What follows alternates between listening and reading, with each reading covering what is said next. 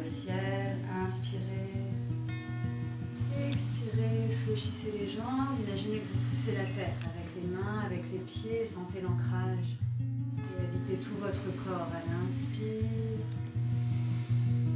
Je suis Cécilia Zeni, fondatrice de l'école Nouvelle Vivre en Yoga. J'ai officialisé cette école en 2015, quand la formation de professeur a commencé. Et en fait, ça fait des années que je suis sur la voie du yoga. Je cherche depuis une vingtaine d'années une voie pour relier le corps et l'esprit.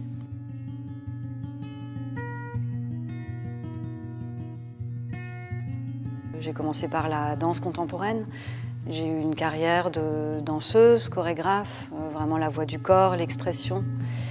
Et puis à un moment où je trouvais que cette expression était limitée pour me relier à mon intérieur, du coup j'ai commencé la pratique du yoga. Et c'est en cherchant beaucoup avec la biomécanique, l'étude du corps, comment respecter au mieux les limites, comment apprendre à me relier à moi, aux autres, à l'environnement, que j'ai créé comme ça, peu à peu, une voie du yoga que je propose aujourd'hui à différents publics. Un des piliers de mon école de yoga, c'est l'adaptation de cette pratique orientale à notre environnement occidental. Notre mode de vie ici n'est pas le même que celui en Inde où a été créé le yoga. Garder la pratique telle qu'elle sans l'adapter à qui l'on est, nous, ici et maintenant, ça peut être dangereux puisque ça ne répond pas à nos besoins, nous, d'occidentaux. On a une vie plus sédentaire, on n'a pas la même alimentation, on reste beaucoup plus assis, on n'est plus dans les champs comme avant. Et du coup, ça a transformé notre morphologie. Donc ça n'a pas de sens de ne pas prendre en considération le contexte dans lequel on vit. Donc c'est vraiment fondamental pour moi d'adapter le yoga à notre contexte et aussi d'adapter le yoga à chacun. Comment chacun peut trouver sa propre posture, sa pratique, en répondant à ses besoins, à sa morphologie, à son anatomie, pour profiter au mieux des outils que nous amène le yoga. Je n'avais aucune conscience de mon corps et c'est Cécilia qui m'a vraiment fait prendre conscience qu'il fallait que je fasse quelque chose parce que j'avais des problèmes de dos depuis très longtemps, donc des lumbago, et puis ces problèmes ont dégénéré en hernie discale. Et grâce au yoga, ça m'a permis d'éviter l'opération. L'école propose différents cours. Donc, il y a deux équipes au sein de l'école. Il y a l'équipe pour les cours tout public, donc les cours hebdomadaires, où on est 3. Il y a des cours adultes, des cours enfants, des ateliers parents-enfants. À l'inspiration. On fait du yoga avec les enfants plutôt en fin d'après-midi parce que c'est un moment où on est davantage disponible et puis un moment aussi où les émotions de la journée ont tendance à ressortir au moment du coucher du soleil par exemple. Alors attention l'aigle, il regarde loin à l'horizon. Regardez, moi j'ai des ailes. Ils peuvent aussi inventer des postures, donc il y a une part de créativité. Il y a aussi des postures qu'on peut faire tous ensemble dans le cours, avec l'idée qu'on peut pratiquer ensemble. Parfois on a besoin des autres pour mieux y arriver. Et la semaine dernière, un enfant s'est un peu endormi pendant la relaxation. Alors c'était quand même le signe qu'il avait trouvé une forme de relâchement.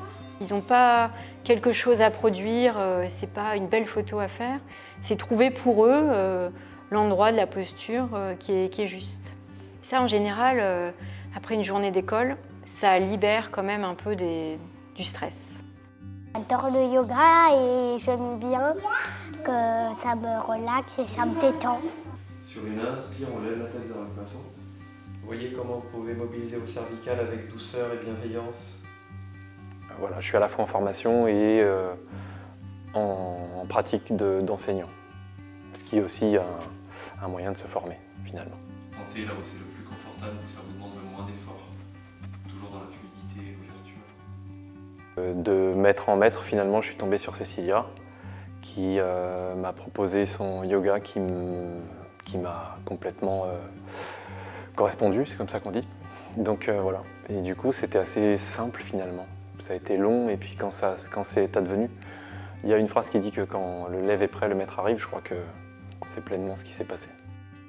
L'école propose des cours de Hatha Yoga, qui est un yoga plus doux, et du Vinyasa Yoga, du yoga dynamique. Et puis, il y a une équipe pour la formation de professeurs et la formation intensive.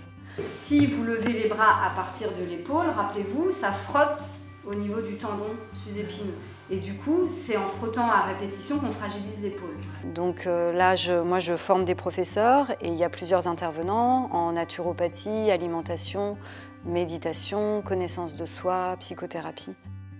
Il y a 2 formations qui sont proposées. Une formation en 3 ans pour les personnes qui se destinent à l'enseignement et une formation en 2 ans qui est une formation intensive pour les personnes qui veulent vraiment s'approprier les outils du yoga.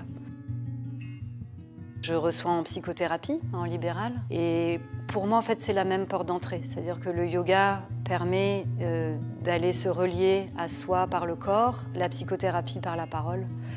Mais du coup, c'est comment guérir les blessures profondes avec cet outil que nous avons, cet outil formidable qu'est le corps. Et en psychothérapie, moi, j'utilise principalement les outils de la Gestalt thérapie, qui est une thérapie humaniste, et qui va observer comment on fonctionne dans l'instant présent.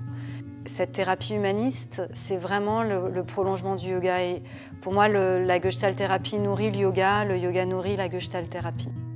Moi, ce que j'aime beaucoup, et pourtant que je n'aimais pas au début, c'est le côté rapport au corps et à la morphologie de chacun, et respect de la morphologie de chacun, et respect aussi du temps dont chacun a besoin pour avancer en yoga.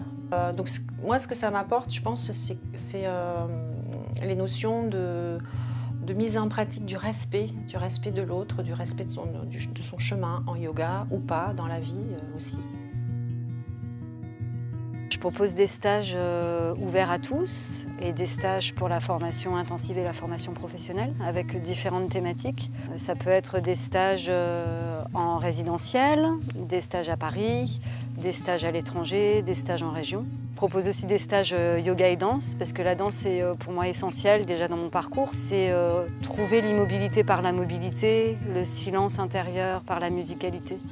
Et du coup la relation yoga et danse est pour moi vraiment fondamentale. Quand on est en stage résidentiel, on peut allier les deux, travailler le yoga le matin, la danse l'après-midi.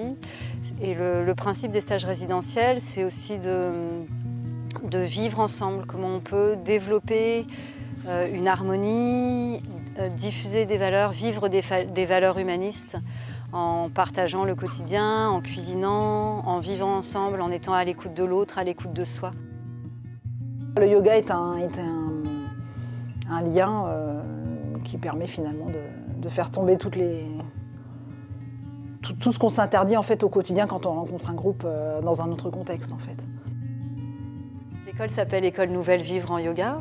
École Nouvelle, ça fait référence à toute l'école nouvelle en pédagogie où l'apprenant va être dans l'expérience en processus d'apprentissage et vraiment à l'œuvre au niveau du processus. Comment il peut se saisir dans la pratique pour comprendre et avancer sur la voie du yoga. Donc c'est pas juste moi qui enseigne les postures, mais je propose des expériences à mes élèves pour qu'ils puissent vraiment ouvrir des espaces intérieurs à partir de ce qu'ils vivent dans la posture. Il y a des moments où j'ai vraiment envie de m'étirer, de m'étirer, de m'étirer. Et ça, c'est une position de yoga que j'adore.